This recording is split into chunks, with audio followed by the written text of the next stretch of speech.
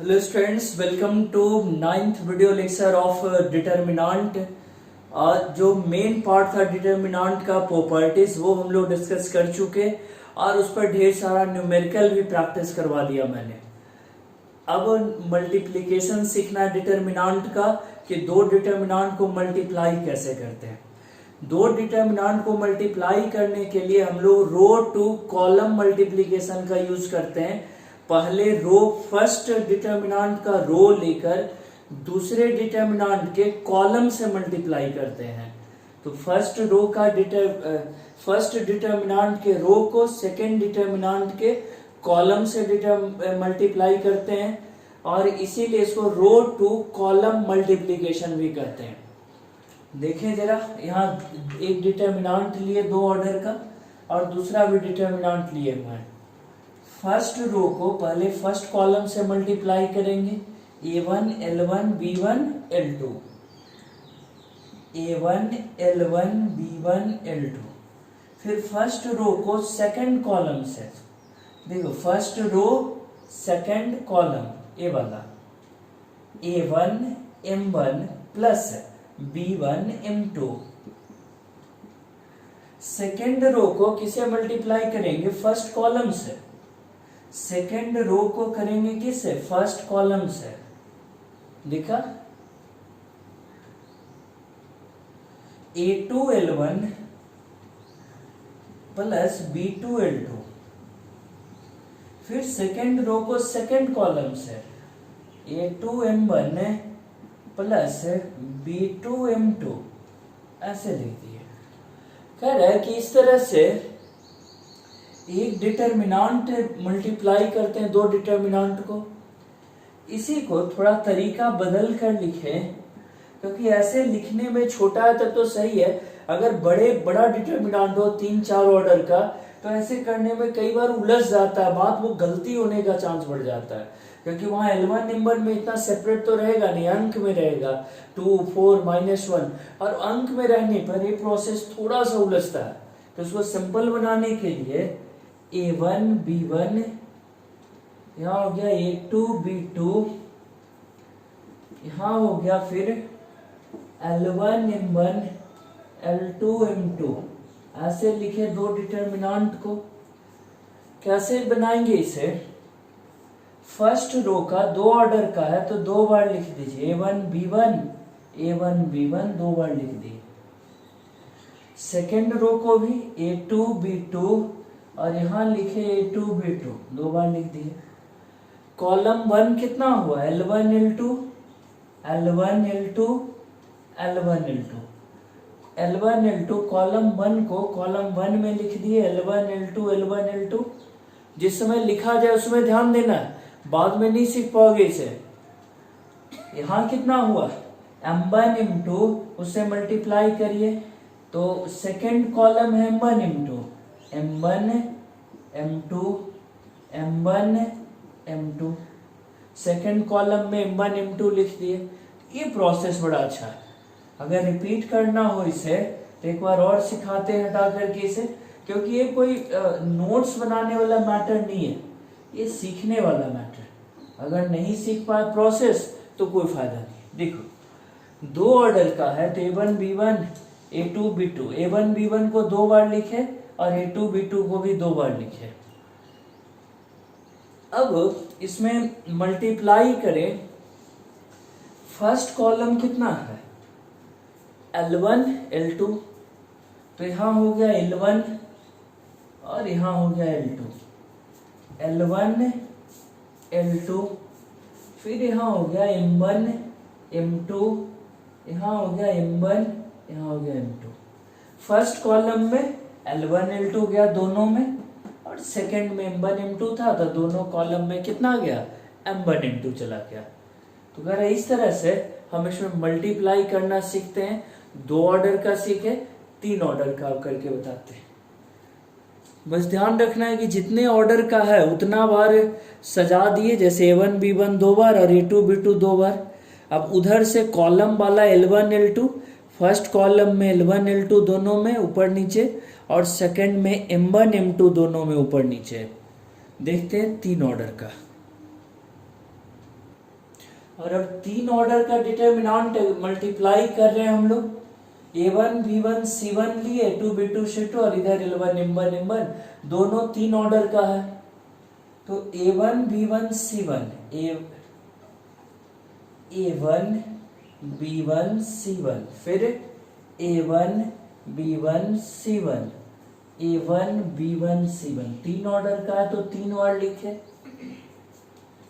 A2 को भी 3 बार लिखे, A2 B2 C2 A2 B2 C2 और फिर A3 B3 C3 A3 B3 और C3 B3 C3 ऐसे लिखे यहाँ पर। कॉलम 1 कितना, कॉलम 1 में है L1 L2 L3, कॉलम 2 में है M1 M2 M3, यहाँ हो गया। तो कॉलम 1 में L1 L2 L3 L1 L2 L3, column 1 में L1 L2 L3 L1 L2 और L3। देखिए सेम वे में कॉलम 2 में M1 M2 और M3, तो यहाँ M1 M2 M3।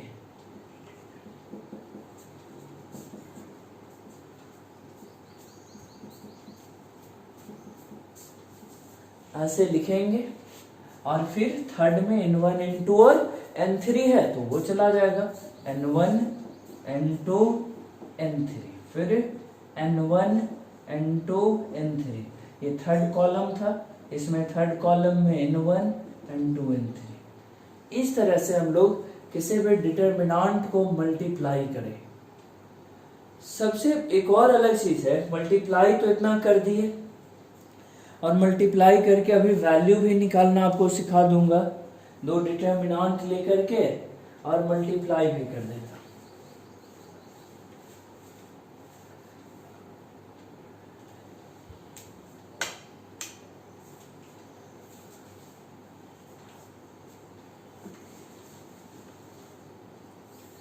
अंक में ले लें 2 4 -1 0 1 5 3 2 6 इंटू 1 -1 0 2 4 -5 और 3 -1 0। ये मल्टीप्लाई करना है, ठीक है। मल्टीप्लाई करना है इसको, तो इसको रहने देते हैं, इस विधि का यूज करेंगे यहाँ तो हेल्प हो जाएगा काम करने में। देखिए 2 4 -1 2 4 -1 2 4 -1 2 4 -1 0 1 5 0 1 5 0 1 5 है और फिर 3 2 6 3 2 6 3 2 6 लिख दिए। कॉलम 1 है 1 2 2 1 2 2, ये इनटू के लिए डॉट का यूज कर रहे हैं। फिर सेकेंड है इसमें 1 2 और 2 पूरे फर्स्ट कॉलम में ही रह जाएगा। 1 2 2 1 2 2 फर्स्ट कॉलम के लिए, ये फर्स्ट कॉलम है। सेकेंड कॉलम के लिए कितना हो गया, -1 4 और -1 -1 4 और यहाँ हो गया -1 -1 4 -1 -1 4 और यहाँ हो गया -1 0 -5 0 थर्ड के लिए। देखो थर्ड कॉलम के लिए कितना 0 5 0 n की जगह पे N1 N2 N3 तीनों में जाता है, कितना है 0 -5 और 0 0 -5 0 0 -5 0 0 -5 और फिर से लास्टली 0। ये आ गया निकल करके, गुना भाग कर दें और जितना आएगा उसको यहाँ आंसर के तौर पे लिखिए। 4 2 8 2 10 10 -2 8 4 4 16 -2 -1 है 13। 5 into 4 20 -20। 10 to 12 है 4। उम्मीद है आप मल्टीप्लाई कर लोगे, मैं इसमें टाइम क्यों दूं, अब तो सिर्फ गुना करके उधर लिख देना है और आप उसे कंप्लीट कर लेंगे ध्यान देकर। जैसे इसमें कितना 4 into 1 4 और -5 तो फिर हो गया -1। ऐसे ही सबको इंटू करके कर दिए, ये फाइनल आंसर निकल कर आ गया।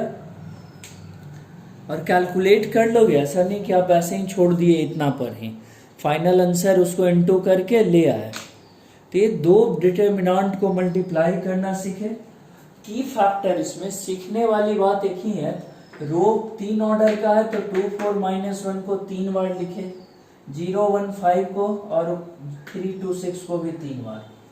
फर्स्ट कॉलम 1 2 2 1 2 2 1 2 2 1 2 2 फर्स्ट कॉलम में डाले। सेकेंड -1 4 -1 इसको सेकेंड में, और 0 -5 0 को थर्ड कॉलम में मल्टीप्लाई कर दिए। और इस तरह से जो रिजल्ट आया वो हमारा मल्टीप्लिकेशन का रिजल्ट हो गया, और उसका यूज हम लोग अब डायरेक्टली आंसर लाने में कर सकते हैं। नेक्स्ट देखते हैं इसका यूज। इस डेटा को बाकी मैंने मिटा दिया, लेकिन इसको रख लिए। क्यों? क्योंकि मल्टीप्लिकेशन का यूज करते समय कई बार मल्टीप्लाई करना करके मल्टीप्लाई करके दिया हुआ रहेगा और उसे सेपरेट करना रहेगा कि किस किस डिटर्मिनेंट को मल्टीप्लाई करने से बना होगा। तो ये बहुत इंपॉर्टेंट होता है। ये जानबूझ के प्रोडक्ट मॉडल दे देगा और कहेगा कि इससे देखिए कि किसको मल्टीप्लाई करने से बना होगा। तो इसके लिए ऑब्जर्विंग देखते हैं टेक्निक क्या होगा। दो डिटर्मिनेंट यहां रख लिए। फर्स्ट में देखो, फर्स्ट के लिए रो को देखते हैं। फर्स्ट डिटर्मिनेंट के लिए ये देखते हैं फ्रॉम रो, और सेकेंड डिटर्मिनेंट को देखते हैं फ्रॉम कॉलम। इस तरह से ऑब्जर्व करते हैं। तो रो में कौन कैरी हो रहा है? A1 B1 C1, A1 B1 C1 और A1 B1 C1। यहाँ इम्स्प्रिंट है C1 होगा। यहाँ हो गया A1 B1 C1 है। फिर सेकेंड में A2 B2 C2, A2 B2 C2, A2 B2 C2। और देखो फिर से दोहराते हैं, रो के अकॉर्डिंग इसको ऑब्जर्व कर रहे हैं हम लोग, तो रो पर फोकस रहना है। थर्ड में क्या है? A3 B3 C3, A3 B3 C3 तीनों में, तो ये आ गया A3 B3 और C3 तीनों में ही आएगा। सेकंड में कॉलम के अकॉर्डिंग ऑब्जर्व करना है। कॉलम में देखो, फर्स्ट कॉलम में कौन सा आ रहा है common? L1 L2 L3, L1 L2 L3, L1 L2 L3, ये कॉमन हो रहा है। L1 L2 L3, इसमें M1 M2 M3, और इसमें N1 N2 N3, इस तरह से। और इसमें और देखो जब यहाँ सामने आते हैं तो जो मोबाइल फोन का कैमरा है वो फेस रिकॉग्नाइज करने लगता है, ये थोड़ा डल हो जाता है और आगे फेस पे फोकस होता है। और जैसे ही यहाँ से हटते हैं, बोर्ड है जो, बोर्ड पर का लिखावट एकदम डार्क दिखने लगता है, तो इसलिए बीच बीच में वहां से थोड़ा साइड हो जाते हैं ताकि वो बोर्ड आपको पूरा विजुअलाइज हो, एकदम डार्क लेटर सब दिखे। और देखो जैसे ही मैं फिर आऊंगा फिर ये थोड़ा सा लाइट हो जाता है, तो इसलिए बीच बीच में थोड़ा सा साइड हो जाते हैं ताकि ये बोर्ड जो है वो लेटर सब डार्क क्लियर दिखे आपको। फर्स्ट रो इसको इसमें मल्टीप्लाई कर दे हम लोग, सॉरी ये मल्टीप्लाई किए थे तो ये बना था, हमने सेपरेट किया। पहला में रो के अकॉर्डिंग है, दूसरे में किसके अलोंग कॉमन किए? कॉलम। इसमें देखो सेकंड में M1 M2 M3, M1 M2 M3, third में N1 N2 N3, N1 N2 N3 ऐसे लिखे। तो ये सीख चुके कि कहीं मल्टीप्लाई करके दिया रहेगा तो उल्टा उसे करना रहेगा, उसे और मल्टीप्लाई नहीं करना रहेगा बल्कि उसको हटाना रहेगा कि किसको किसको मल्टीप्लाई करने से इतना आया होगा। तो देखते हैं न्यूमेरिकल अब इस पर। हाँ, न्यूमेरिकल बनाने से पहले एक चीज देखे कि दो डिटर्मिनांट मल्टीप्लाई होने के लिए ऑर्डर क्या होना चाहिए, same. If for two determinants A and B can be multiplied, then A and B are of same order. तो ये बात एक जरूर यहाँ नोट करके मेंशन कर लिए कि दोनों का सेम ऑर्डर हो तभी मल्टीप्लाई करेंगे. ऐसा नहीं है कि 3 ऑर्डर वाले को 2 ऑर्डर में और 2 ऑर्डर वाले को 4 ऑर्डर में, ऐसे मल्टीप्लाई नहीं कर सकते. 3 ऑर्डर का 3 में, 4 का 4 में, 2 ऑर्डर वाले को 2 ऑर्डर वाले से सेम ऑर्डर हो तभी मल्टीप्लीकेशन होगा, अदरवाइज मल्टीप्लीकेशन डिफाइंड नहीं होगा डिटर्मिनेंट में. तो ये भी मेंशन करके रखे और तब क्वेश्चन करते हैं इस पर. So that prove that this determinant has value 0. कह रहा है कि ये डिटर्मिनेंट जो दिया हुआ है इसका वैल्यू 0 है और ये बड़ा सिंपल डेटा है, कुछ नहीं दिया हुआ, सिर्फ एक डिटर्मिनेंट लिख दिया, कोई कंडीशन नहीं है इस पे, सिर्फ इतना दे के पूछ रहा है कि वैल्यू इसका 0 प्रूव करे, साबित करे. कह रहा है कि ये दो डिटर्मिनेंट के प्रोडक्ट जैसा दिख रहा है. जरा देखिए ऑब्जर्व करके इसे, कितना आ रहा है देखें, A1 अल्फा 1, B1 बीटा 1, ठीक है. ऑर्डर कितने का है, डायरेक्ट यही से ऑब्जर्व करते हैं. कितने ऑर्डर का डिटर्मिनेंट है, 3 ऑर्डर का.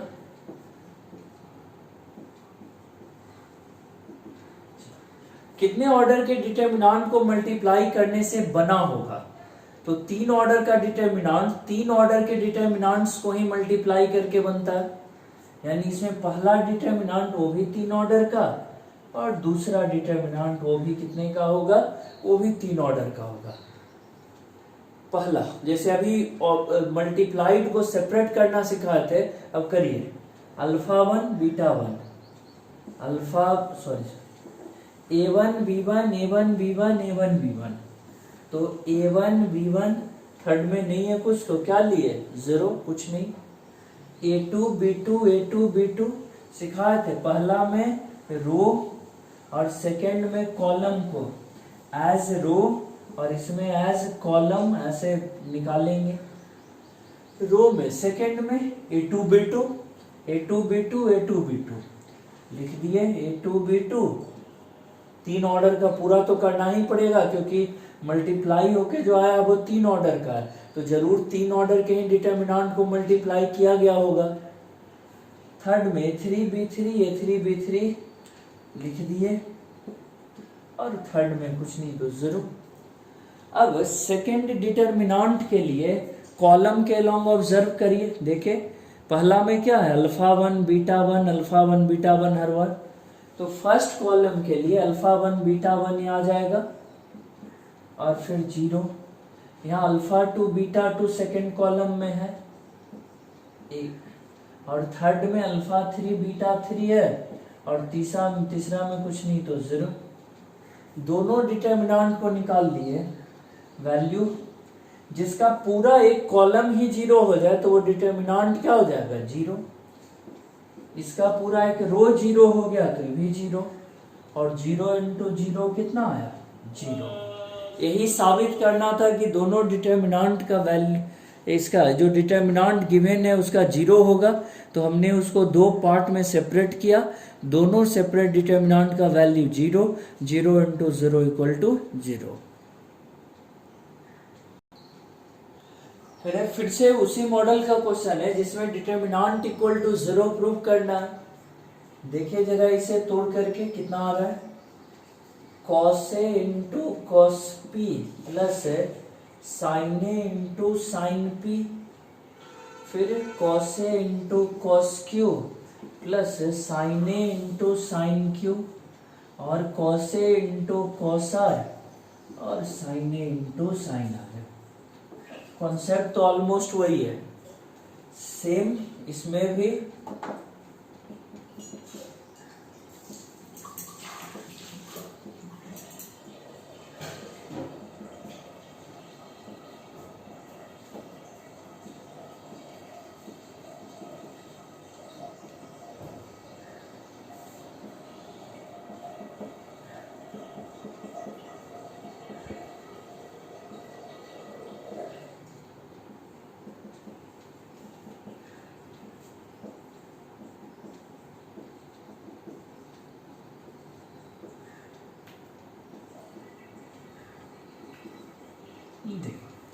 तोड़ दिए।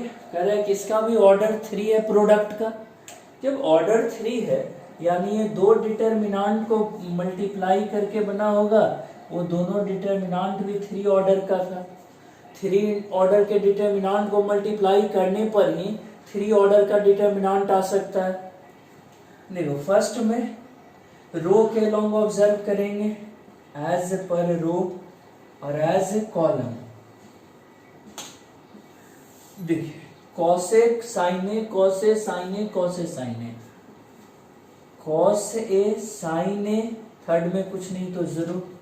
सेकेंड रो में देखो cos B sine B, cos B sine B, सब में कॉस बी साइन बी, और यहाँ कॉस बी साइन बी, और फिर फर्स्ट कॉलम में cos P sine P, cos P sine P zero, cos Q sine Q zero, और cos R sine R zero.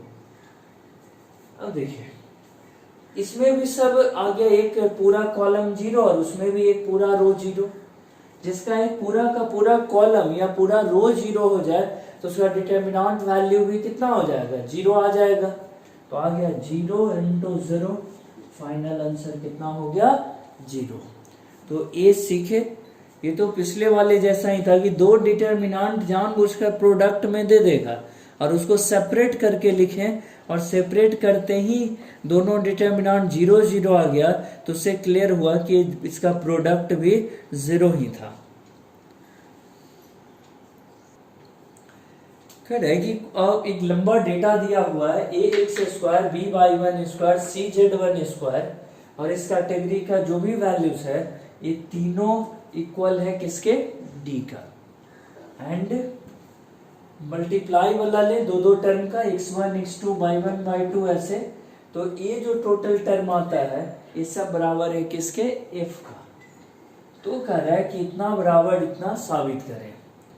अब देखो कोई x1 का स्क्वायर तो तभी ना आएगा जब मल्टीप्लाई करेंगे x1 इंटू x1, या x1 इंटू x2 और y1 इंटू y2 तब आएगा जब इसको x1 को y1 से x2 को y2 से इंटू करेंगे। यानी एक बात है कि इसमें डिटर्मिनेंट को मल्टीप्लाई करना है। सबसे पहले ये कंफर्म किए कि स्क्वायर आ रहा है इनटू में आ रहा है, यानी मल्टीप्लाई होगा तभी ये टर्म उस तरह जाएगा। अब लिखे, एक बार लिखे x1 y1 z1, x2 y2 z2 और x3 y3 z3 का स्क्वायर। स्क्वायर लिखें कितना आ जाएगा, देखिए जरा, x1 y1 z1, x2 y2 z2 और x3 y3 z3। और एक बार और लिख दिए यही चीज, x1 y1 z1। ये लंबा क्वेश्चन है, ये लेंदी है, और ये जो जन्मजाती लेंदी हो उसको आप कुछ नहीं कर सकते, कैलकुलेशन ही आप जितना अच्छे से आप कर सको। मल्टीप्लाई करने से पहले देख रहे हैं कि x वाले सब में ये है, y वाले में b है हर जगह यहाँ पे, तो वो इंडिकेट कर रहा है कि x वाले में a करिए, y वाले में b करिए। इस तरह से किए, a b c से डिवाइड कर दिए और मल्टीप्लाई भी, पहला में a से a x1 a x2 और a x3, दूसरा में b y1 b y2 b y3 और सी z1 सी z2 सी z3, इतना इंटू करने के लिए जब लिखे तो ए वाला डिटर्मिनेंट बचा हुआ था, इसको रो और कॉलम पूरा इंटरचेंज कर दीजिए। क्योंकि जानते हैं कि रो और कॉलम बदल देने से अगर टोटल बदल दें तो डिटर्मिनेंट पर कोई फर्क पड़ता ही नहीं है। तो इसको इनटू बदल दिए, x1 y1 z1 रो में था तो उसको खड़ा कॉलम में कर देंगे, x1 y1 z1 x2 y2 z2 और x3 y3 और z3 ऐसे लिख दिए। देखो इस सजावट में फर्स्ट रो को फर्स्ट में मल्टीप्लाई करिए, a x1 into x1 square, b y1 into y1 square, c z1 into z1 c z1 square. तो इस तरह से सजावट किए कि हमारा जो गिवन टर्म है उस रूप में वो इंटू होकर के आए। देख लिखते हैं स्क्वायर बराबर, यहां से लिखते हैं एक पहला ax1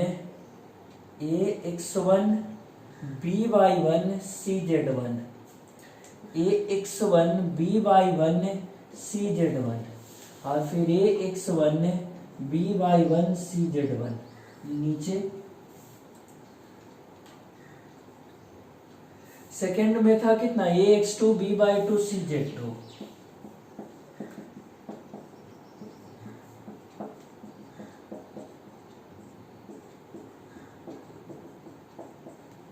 लिख दिए। और थर्ड में है ax3 b/3 cz3,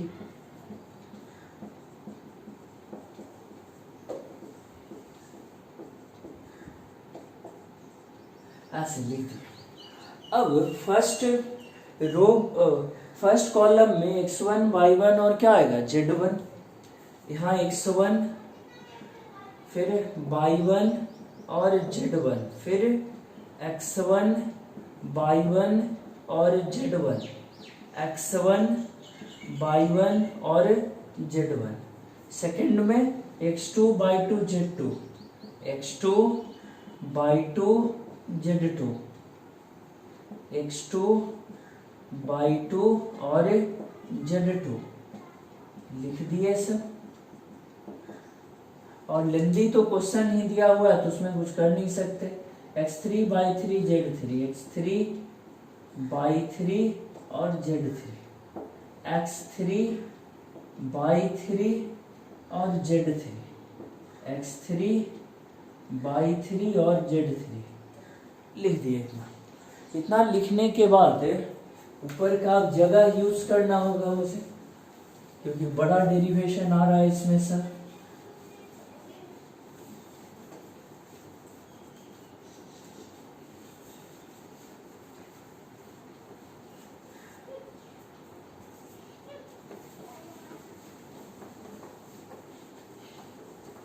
देख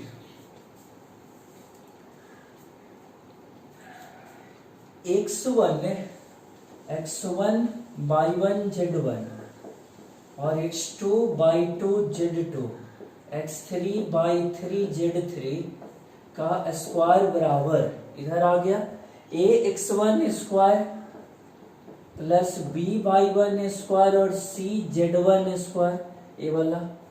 फिर उसी तरह से नीचे आ गया ax1 x2 b by1 by2 और c z1 z2, और थर्ड आ गया ax3 x1 b by3 by1 और c z3 z1। सेकंड में x1 x2 ax2 square b by2 square और c z2 स्क्वायर, और फिर ax2 x3 b और c z2 z3 लिखे ऐसे। थर्ड वाले को लिख रहे हैं ax1 x3 b by1 by3 और c z1 z3, ax2 x3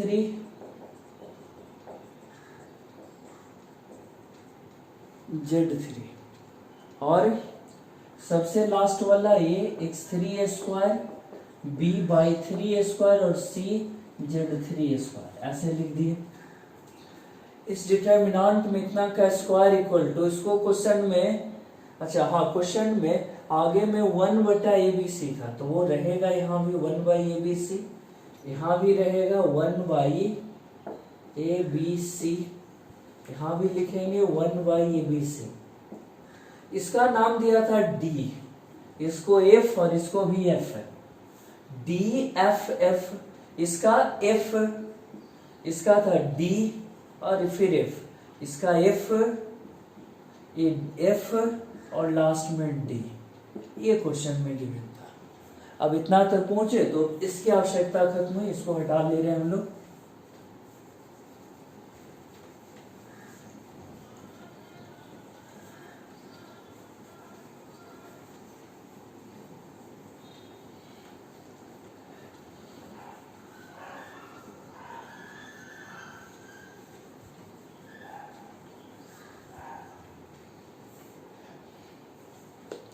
देखो 1/ABC ऐसे लिखे, इसमें तीनों में कॉलम को जोड़ दें तो देखो क्या रहा है, C1 such that C1 plus C2 plus C3। जैसे ही जोड़े D में FF जुटा, D प्लस 2F और बाकी जो है रह गया। इसमें भी दोनों जोड़ेंगे D प्लस 2F, बाकी जो है वो रहा, और इसमें भी D प्लस 2F और बाकी FD जो है वो रह गया। अब कह रहा है कि जो डिटर्मिनांट चाहिए थे वाला, तो इतना कौन उतारेगा, इसको D स्क्वायर, डिटर्मिनांट का स्क्वायर है तो ऐसे लिख दिए कि यही निकालना है हमें। उधर कॉमन हो गया D प्लस 2F है, और बटा में कितना है ABC, 1FF 1DF और 1FD, ऐसे आया निकल कर डिटर्मिनांट। देखो दूसरा में ये DF है, इसमें भी FD है, लेकिन इसमें FF है, ये अलग है, तो इसी को बाकी दोनों में घटा देते हैं हम लोग। R2 such that D square equal to, ऊपर D प्लस 2F आ चुका और नीचे में ABC आ गया, और इधर 1FF 0D minus F 0 0 0 D minus F। R2 में R1 घटा दिए और R3 में भी R1 घटा दिए, जो आया निकल कर अब तक D square equal to D plus 2F बटा ABC। और इस डिटर्मिनेंट को अब तोड़ें इसके लॉन्ग, तो बाकी दो वो जीरो है, 1 का तोड़ेंगे इतना इंटू इतना minus 0 into 0, 1 into D minus F का स्क्वायर। इधर D स्क्वायर है, रूट कर दें इसे, D equal to root under D plus 2F बटा ABC, और इधर D माइनस F स्क्वायर था, रूट किए तो स्क्वायर हट गया। D equal to D minus F आगे D प्लस 2F बटा ABC का रूट का पावर क्या कहते हैं, हाफ। यही साबित करना था, प्रूव्ड। तो ये लेंदी क्वेश्चन इस तरह से समाप्त किए हम लोग कि इसमें जो है आया D माइनस F और D प्लस 2F बटा ABC का हाफ। बहुत कम ही क्वेश्चन ऐसा होता है जितना बड़ा हो। लेंदी क्वेश्चन हमारा एनर्जी खींचता है, सीखते समय क्लास को थोड़ा बोरिंग कर देता है, लेकिन अगर हम सिर्फ ट्रिकी क्वेश्चन पढ़ते रहे तो जो एक कैलकुलेटिंग एबिलिटी है हमारा, जो लार्ज स्केल थिंकिंग स्किल है, वो शॉर्ट हो जाता है। फिर किसी एग्जाम में भी कभी कोई चीज सोचना पड़ा ज्यादा तो तुरंत भर में सिर लगता है, ये तो बेकार क्वेश्चन है, क्यों पूछ दिया। तो इसीलिए कुछ कुछ क्वेश्चन तो बीच में मिलेगा ही ऐसा, और वो बनाना भी बहुत जरूरी है। तो इसे देखें, सीखें। If 1x square x square 1 और इतना इक्वल टू 3 हो, तो इस डिटर्मिनेंट का वैल्यू निकाल कर बताना है कितना होगा। ये मल्टीप्लीकेशन जैसा ही दिख रहा है, लग रहा है इसको इसमें कुछ इनटू करें तो इस टाइप का आ जाएगा और उसका वैल्यू, लेकिन एक्चुअली मल्टीप्लीकेशन नहीं, उसी से मिलता जुलता दिख मिलेगा। जब इसको गौर से देखो, 1 का माइनर निकालिए, ओ एक्स क्यूब माइनस 1, अरे इस 1 का रो गया column, x into x square x cube minus 1 है। फिर x का लिए तो x square minus x square कितना हो जाएगा, 0। तो इस तरह से कह रहा है कि निकालें सबका वैल्यू, तो ये निकल करके एक को फैक्टर जैसा दिख रहा है। माइनर और माइनर के बाद फिर ये कैसा आता हुआ दिख रहा है, को फैक्टर आता हुआ। देखिए जरा, इसको a मान ले, सॉल्यूशन कर रहे हैं, a इक्वल टू इतना, ऐसे a इक्वल टू इतना माने तो a का को फैक्टर का डिटर्मिनेंट 1 का, पहले माइनर का निकालिए, एक्स क्यू माइनस 1, फिर एक्स का, एक्स स्क्वायर है minus x square 0, x minus x 4, x का लिए x square minus x 0, x square का लिए कॉलम गया रो गया एक्स माइनस एक्स 4, और फिर 1 का ले, इसका कॉलम और रो गया 1 minus x cube, x square का ले लें, रो गया कॉलम गया एक्स माइनस एक्स 4, 1 का 1 माइनस एक्स क्यूब, और फिर एक्स का x square minus x square तो 0 हो गया। ये माइनर का निकाले। माइनर से को फैक्टर लाने के लिए क्या चेंज करते हैं, प्लस माइनस, पहले तो जो है उसको उतार दीजिए, x Q minus 1 0 x minus x 4, 0 x minus x 4 1 minus x Q, x minus x 4 1 minus x cube, और यहाँ हो गया 0, यहाँ निकल कर। ये माइनर वाला ही उतारे हैं। पढ़े थे कि जब माइनर से को फैक्टर निकालते हैं तो अल्टरनेट साइन चेंज हो जाता है। तो यहाँ देखो plus minus plus minus plus minus plus minus, और यहाँ हो गया माइनस। कुल मिलाकर को फैक्टर का डिटर्मिनेंट इसमें कितना आ गया, x Q minus 1 0 x minus x 4 0 x minus x 4 x Q minus 1 x minus x 4 x Q minus 1 0। को फैक्टर का डिटर्मिनेंट इतना तक लाए। को फैक्टर का जो डिटर्मिनेंट होता है, आपको वैल्यू पढ़ा था मैंने कि को फैक्टर का डिटर्मिनेंट ए, डिटर्मिनेंट के का पावर n माइनस 1, जहाँ n क्या है, n equal to order of determinant, इस डिटर्मिनेंट का ऑर्डर है। अब देखो इस क्वेश्चन में ऑर्डर कितना है, n इक्वल टू 3 है, यहाँ पर रख दिए 3a to the power 3 minus 1 a square, और a का वैल्यू दिया हुआ था क्वेश्चन में, कितना दिया हुआ a का वैल्यू 3, तो 3 टू दी पावर 2 9, यानी फाइनल जो इसका वैल्यू चाहिए था, ये एक्चुअल में को फैक्टर है, तो इसका वैल्यू a का स्क्वायर आया, यानी 3 का स्क्वायर इक्वल टू 9। तो ऐसे क्वेश्चन रहेंगे जिसमें हमको लगता है कि मल्टीप्लाई करना है, बट इसमें को फैक्टर निकालना था और उससे ऑब्जर्व करके आंसर रिजल्ट लाना था। तो इसको एक बार रिपीट कर लेते हैं, व्यू कर देता हूँ बोर्ड, आप समझे। ए एक मैट्रिक्स डिटर्मिनेंट दिया हुआ है जिसका वैल्यू कितना है 3, बगल में एक डिटर्मिनेंट निकालना है। दिखने से लग रहा था कि ए को मल्टीप्लाई करें, लेकिन जब और गौर से देखें तो वह कि ए का माइनर अगर निकाला जाए को फैक्टर, तो वो आ जाएगा अननोन डिटर्मिनेंट है जो निकालना है। तो ए का को माइनर निकालने के लिए रूल लगाए और माइनर निकाल करके उसमें प्लस माइनस चेंज किए, तो वो क्या बन गया, को फैक्टर।